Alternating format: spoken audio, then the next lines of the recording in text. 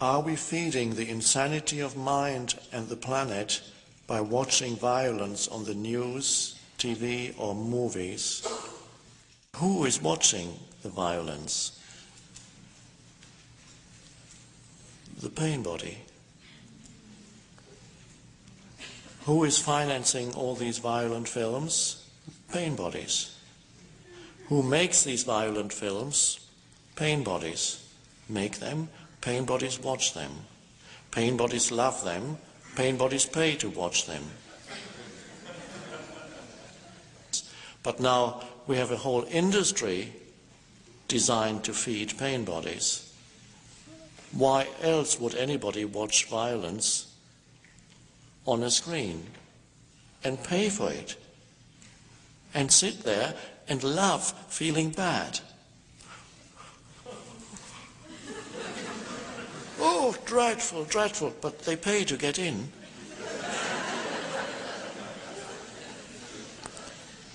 Because it feeds the pain body. There is a whole industry designed to feed the human pain body.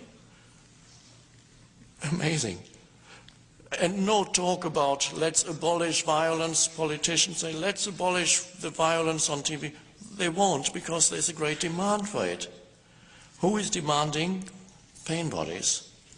They love it. And as long as they are there, they'll produce those things.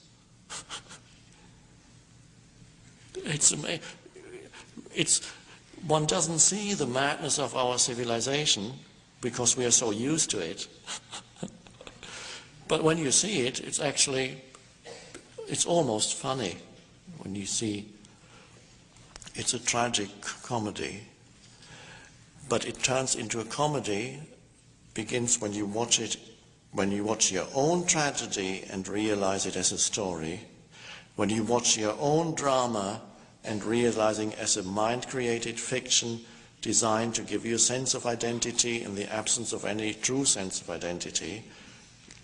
Okay, I'll hang on to the miserable one. It's when you see it, the drama, your own drama as illusion, then you either laugh or smile.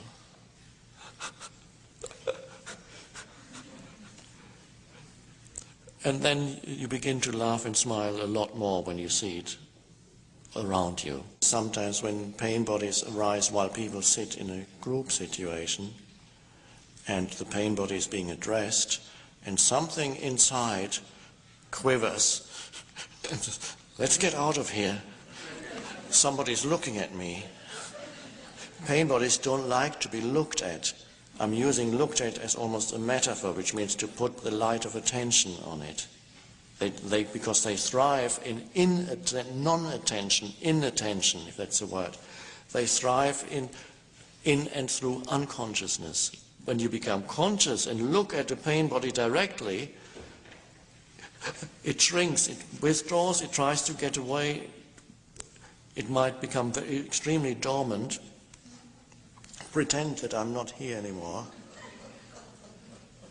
But it's waiting, just like a fox would be very clever. It was waiting for a better moment.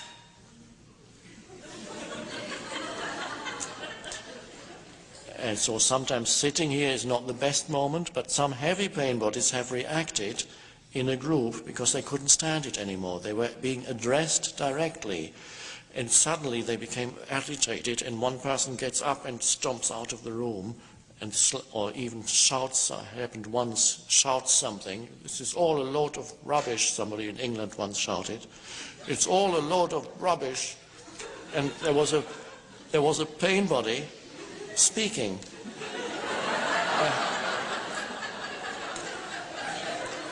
It was such a perfect illustration.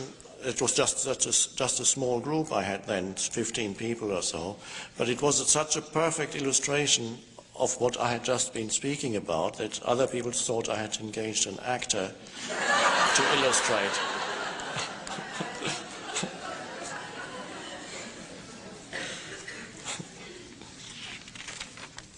So the question yes, you are feeding the pain body when you watch violence, but probably your desire to watch violence will be greatly diminished if it's still there, simply by being conscious of that process. You may still occasionally feel that in you which wants to watch it. It may still be, but then you can, oh, there it is. And news, of course. News is also mentioned in the question.